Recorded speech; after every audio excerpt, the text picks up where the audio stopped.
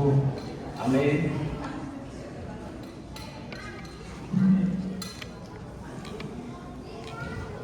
Maatiiwwan Waaqayyoo kan taatan, Waaqayyoon kan jaallattan, innis kan isin jaallatu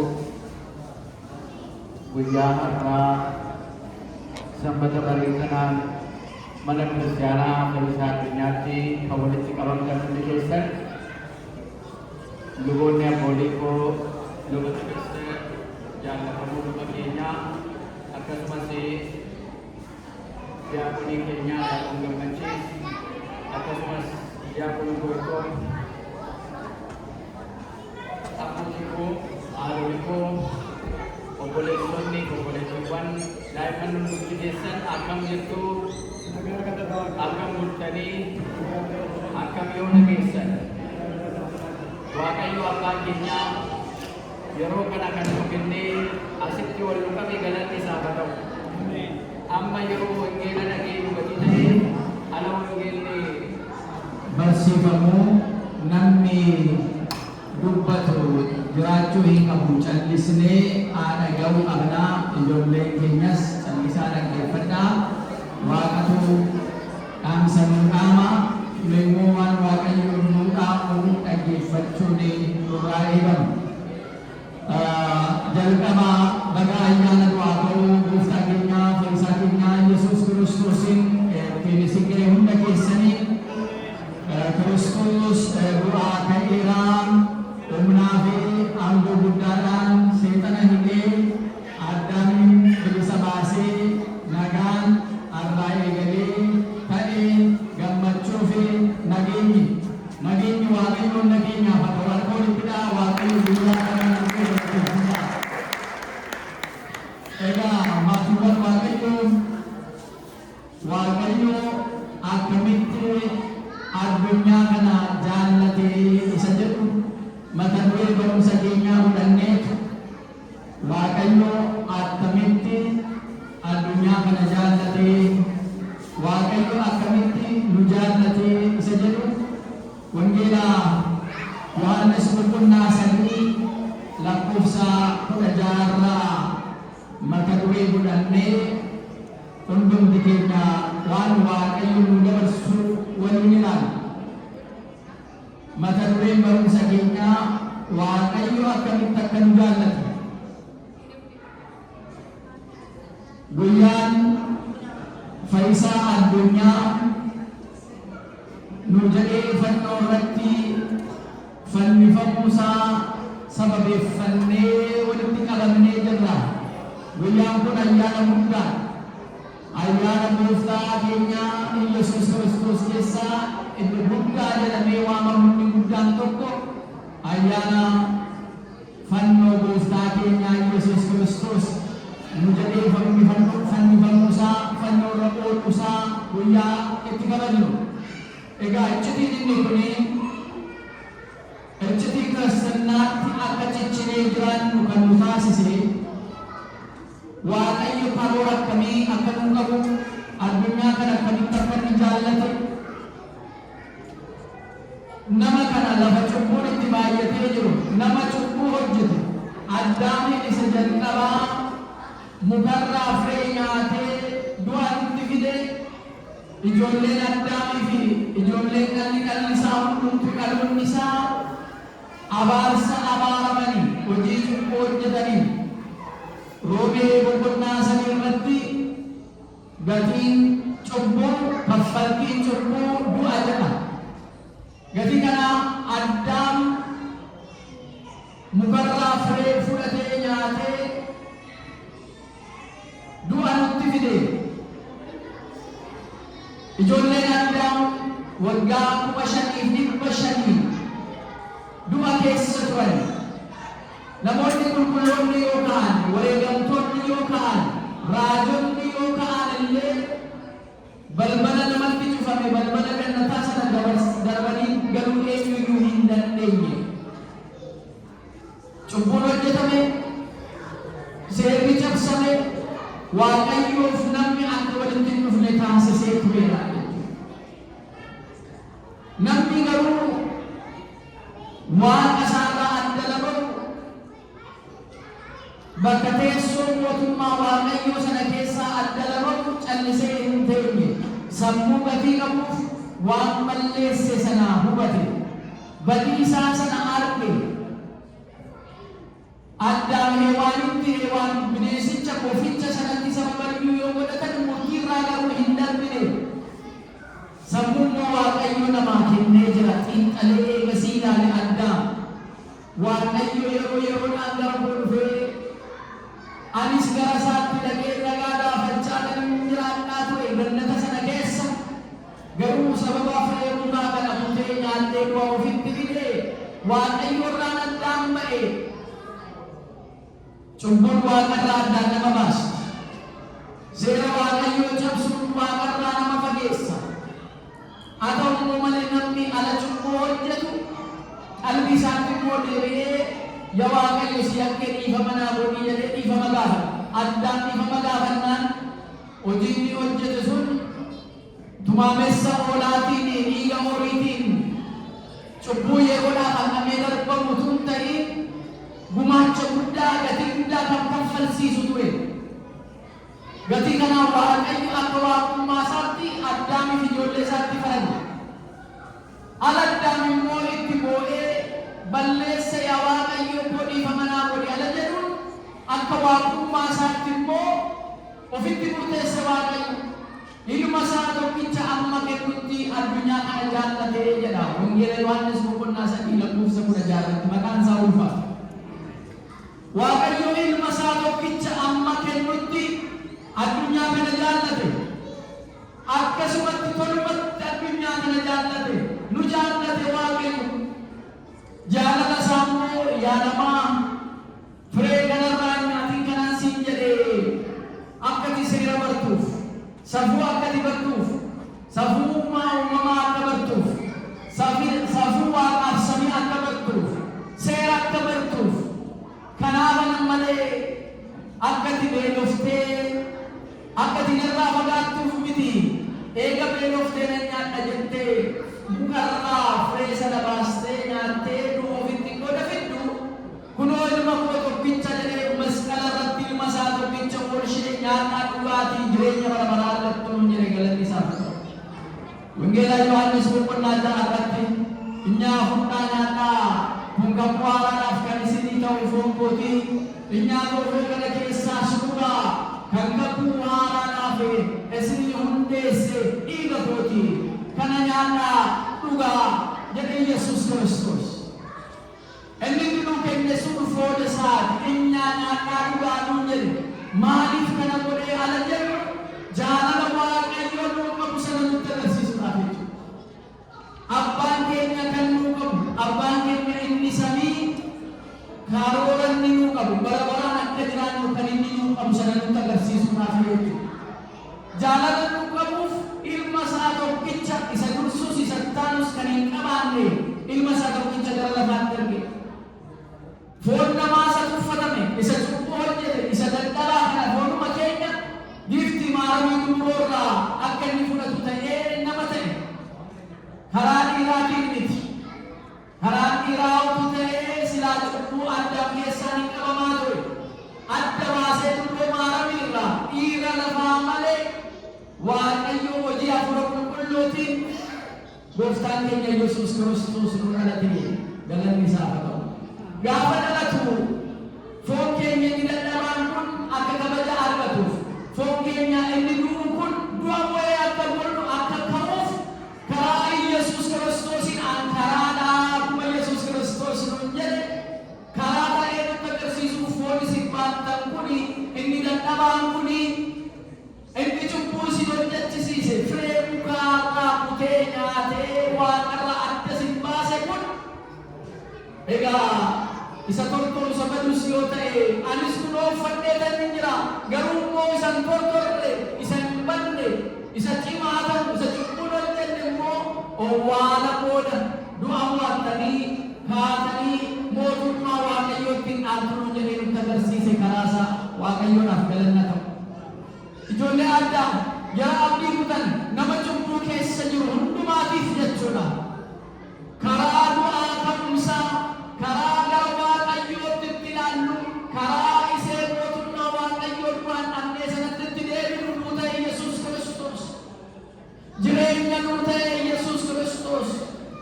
dhugaan anaan jedhe, ana malee dhugaan hin jiru jedhe. Dhugaan gara samii irraa gadi bu'e ilmi waaqaa waaqa kan ta'e abbaa hafuura qulqulluu wajjin kan waaqeffatu waaqa tokko kan jedhamu isa malee kan biraa kan jirre samii irraa kan bu'e gara samiittis kan ol ba'e isa malee jiru.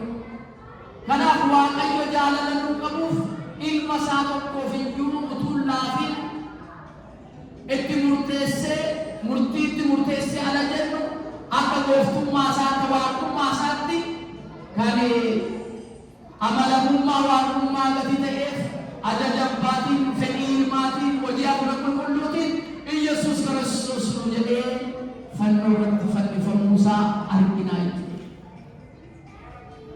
Kiristaanonni bara Iyyasuus Kiristoos ture sana murtii darbamu keessaa namni balleessaa balleesse, namni abaarsa qabu ala sana addunyaa Roomaa bulchaa ture akka seera Roomaa sanatti qomu irratti rarraasanii ajjeesuun seera isaanii ture. Iyyasuus Kiristoos garuu waa tokko cubbuu harka isaa keessaa yakka afaan isaa keessaa waa tokko illee utuu hin argin nama qulqulluu cubbuu qaban inni murteessu sunillee ilaaleenii haasofsiiseenii ummanni bakkeedhaa fannifamu jedhanii ala iyyanu inni gadi bahee jara keenya maal jettu fannifamu jettu maal aboo cubbuu tokko sarratti hin argine maaliif kana namicha kana jibbitanii gaafanni jedhee gaafatu yakka sobaa ololaan kijibaan Iyyasuus Kiristoositti ragaa ba'an an cubbuu tokko sarratti hin argine namicha kana yoo barbaadan gara faatii gadhii isaanii qooda fannifamuu jennaan lakkii afannifamuu jedhan tasgabbeessuu jedhee Baarbaan isa shiftaa isa qabeenya isaanii saame isa qabeenya isaanii mancaase mana isaanii diige shiftaa isa beekamaa fidee fuuldura isaanii dhaabbisee Baarbaadhiin isinii gumuu ayyaana kanaaf Iyyasuus isinii eeguu jennaan Baarbaadhiin nuyi Iyyasuusin fannisi jedhanii yeroo kana namni inni murtii kennu suni harka isaa dhiqate badiin isinii hojjettan kun dhiigni isaa irratti akka hin darbine cubbuu tokko nama kana irratti hin argine jennaan cubbuun isaa dhalaaf dhala keenyatti darbuu dhiigni isaa dhalaaf dhala keenyatti darbuu jedhanii jara Iyyasuus Kiristoosiin fannisan. Garaatti jabaatan Isaayyaas boqonnaa 53 irratti oolaa gaanfa qabu jara saqaluu deeman irratti illee gaanfa isaanii hin jajjabeessine callisuu akkanaa callisuu akkamiitii jedha Iyyasuus Kiristoos harki isaa hidhamee fannoo baachisanii fannisuuf gaafa deemanu badii keenya hunda baattatee jara fuulduratti garuu waa tokko naasofnee kuma callise. Abaarsi keenya isarratti ta'e cubbuu keenya baate daddarbinee lubbuu cubbuutti kufuu keenyaaf seera Waaqayyoo cabsuu keenyaan inni nama baarsaa ta'ee fannoo irratti nu fannifame. Jaalallee ammanadhu Waaqayyo akkamitti akka nu jaallate gatii dhiiga ilma isaatiin akkamitti akka nu jaallate hundumti keenya gatii kana hubachuu qabna jechuudha. Gatiin inni kun Waaqayyo addunyaa kana akka irratti jaallate anaaf isiniin Waaqayyo akka itti jaallate hubannaa jechuudha. Guyyaa Jumaataa jarri fayyifamuudhaaf Waaqayyo ilma isaa tokko ergeessu barreessitoota Ayihudaa fi jarri luboota Ayihudoonni sun Iyyasuus Kiristoosiin qabanii garaatti jabaatanii fannisan. Qullaa isaa fannisan. Wangeela Maatewos boqonnaa 27 irratti hundi keessan galtanii dubbisuu dandeessan. Yeroo kana uumamtoonni lafaa irra jiranuuf samii irra jiranullee isa baran namni qullaa isaa fannisnaan aduun dukkanoftee ji'i dhiigatti jijjiiramtee urjiin lafatti harcooftee awwaalli banamanii lafti raasamee golbaanni mana qulqullummaa keessaa adda addaa tarsa'e. Kanaaf oolatti maaliif jira kunooti sinagoogi yookaan mana Waaqayyo keessa jettani kunoo oolaan Waaqayyootu maamessichi Faasikaa keenyaaf Yesuus Kiristoos wareegamee jira. Gatii kanaatiif dhiigni isaa cubbuu keenya hundumarraa nu dhiqaa. Gatii kanaatiif namni garaa jabaatee isa fannisee qullaa bisnaan aduun qullaasaa kan mul'anne goote, ji'i qullaasaa kan mul'anne goote. Maaliif qullaa fannifame ala jennu simboo nuti godhuudhaaf qullaasaa nu fannifame. Badii keenya mabaasa keenya karaa addaan dhufe sana hundumaa baattatee fannoo irratti nu fannifame gooftaan keenya Yesuus Kiristoos galanni isaa haa ta'u. Fayyisaan addunyaa fayyisuudhaaf jedhee fannoo irra oole. Miilli isaa harki isaa mismaaraan waraanamee fannoo irra oole. Nama kanummaan harki isaa suphee fannoo irratti mismaara waraanamanii oole. Nuufi gonfoo simboo kan nu kennuun simboo qoraattii gonfoo qoraattii mataa isaa irra kaa'anii qullaasaa si nugusni Ayuudii jedhanii itti baacan. Rakkinaaf giddira dhukkubbii sana hunda keessa ba'e anaaf isinii jedhe du'arraa nu fayyisuudhaaf jedhe cubbuudhaan nu qulqulleessuudhaaf jedhe jaalala Waaqayyoo akkamitti akka nu jaallate isa kana yeroo hundumaa yaadachuu qabna maatii bara Waaqayyoo. Inni kun anaaf isiniif cubbuu kam keessa iyyuu yoo jiraanne yoo foon keenya illee nu dadhabsiisee cubbuutti kufne hin sodaatinaa nu jedha. Dhiigni isaa cubbuu keenya kamirraa iyyuu nu qulqulleessaa galanni isaa haa ta'u. Jarri cubbuu keessa jirtan abdiin kutinaa gara isaatti kottaa gara Waaqayyootti dhufnu. Addunyaan yeroo ammaa bakka hirkattu dhabdee nama see jajjabeessu dhabdee ganamaa galgala raasamtee abdii waan isheen godhatte abdiin jalaa dhume. Addunyaan yeroo akka kana raasamtu kanatti namni Waaqayyoo qabate keessa ba'a jara keenyaa sammuu keessan akka raasamu garaan keessan akka raafamne gara boqottaa jedhe Waaqayyo. Ba'aan kan isinitti ulfaate waa'ee ijoollee keessanii, waa'ee hojii keessanii, waa'ee haadha manaa, waa'ee abbaa manaa keessanii, waa'ee maatii keessanii, waa'ee biyya keessanii kan rafiitii isin dhawwe guyyaa boqota kan isin dhawwe Waaqayyo gara boqottaa. Ba'aa isinitti ulfaate kana ani sirraa nu dhufee balleessaa nu jedhe galanni Waaqayyoo haa ta'u.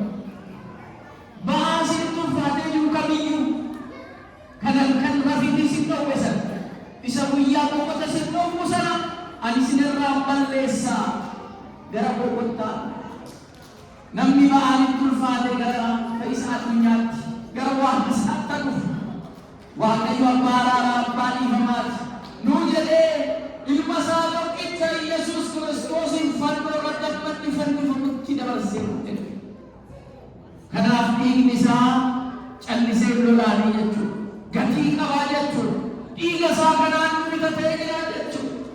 Dhiiga isaa sanaan nu booji'atee jira jechuudha. Dhiiga isaa kanaan tarkaanfannee isaa ceenee mootummaa Waaqayyoo akka dhaallu nu taasisee jira galanni Waaqayyoo. Galanni gooftaa keenya Yesuus Kiristoos haa ta'u. Jaalala guddaa qabu. Jaalala fakkeenya hin qabaanne. Arra sagalee kana kan dhageenyu ba'aa baannee jirtu addunyaan kun nu baachistee hundumaa fuuldura Yesuus Kiristoositti fuuldura fayyisaa addunyaatti finnee awwaalufnu. Inni ba'aa keenya baachuu danda'a. Bilisummaa keenyaan fuula keenya gammachiisee ba'aa kansaa jaalala isa ta'e nuu kennee simboodhaan mana keenyatti nu deebisa galanni isaa haa ta'u. Kabajaan mana keenyatti nu deebisa. Namni gaddaa dhufe gammadaa deebi'a.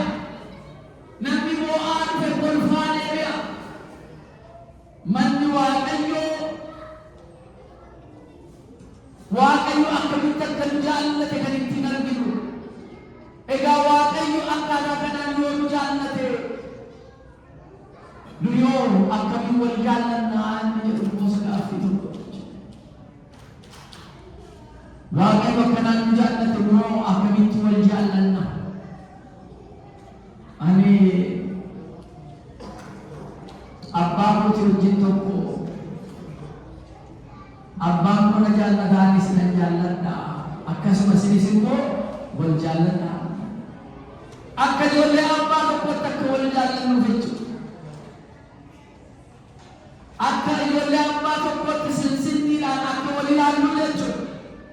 Gara laafinaan akka garaa wal ilaallu jechuudha. Fannifamuun Yesuus Kiristoos jaalala nu qabu akkuma ibse nuyis immoo isa argineetu hundumti keenya wal jaalachuun nu barbaachisa jechuudha. Isaan booda yoo dhukkubsattanis hin yaaddofne hin fayyina. Yoo duunes immoo hin yaaddofnu maal gati dhabu. Yoo duune maal ta'a? Maa sodaatanii callisan hin kaana jala keenyaa. Yoo duune hin kaanu hin kaana. Kiristoos du'aa ta'ee akka nuti humna hin qabaanne.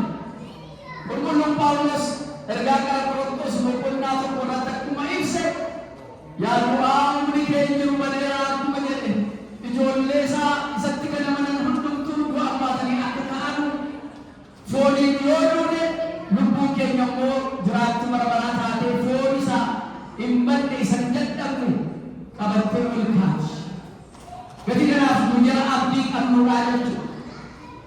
Kanaaf maatiin Waaqayyo isa kana yeroo hundumaa barannee wal yaadachiisne qilleensi addunyaa kanaa qormaan addunyaa kanarraa karaa afuurammaatiin karaa adda addaatiin diinillee eegoo isaa qaratee yoo nutti dhufe Waaqayyo immoo gaachana ta'ee nu baraara. Ammallee Waaqayyo gaachana keenya ta'ee nu baraara. Qormaanni karaa adda addaallee yoo dhufe ba'aawwiin karaa adda addaallee yoo dhufe jaalalli isaa waan hundumaa akka ceenu akka obsinee irra deemnu nu taasisa. Ofirraan darbee miti beekumsa keenyaan humna keenyaan fira keenyaan namoota beeknuun gatii ta'uudhaaf miti gatii Waaqayyoodhaaf ta'u fedhuma caamaa deemamaa jechuudha maatiin Waaqayyo.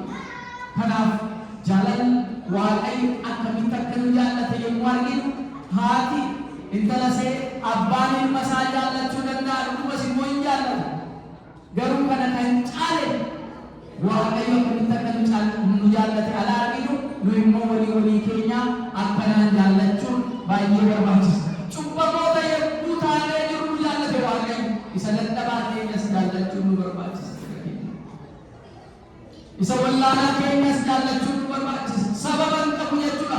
Akkanumatti tolumatti Waaqayyo addunyaa kana jaallate jedha Wangeelli Yohaannis boqonnaan 3:16. Akkanumatti nurraa waa tokko tureefi nuyis immoo ijoollee isaa akkasumatti akka jiraannu Waaqayyo nu haa gargaaru.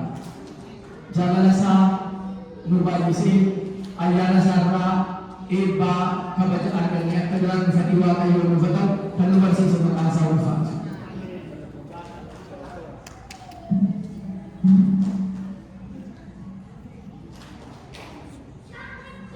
Bapak Presiden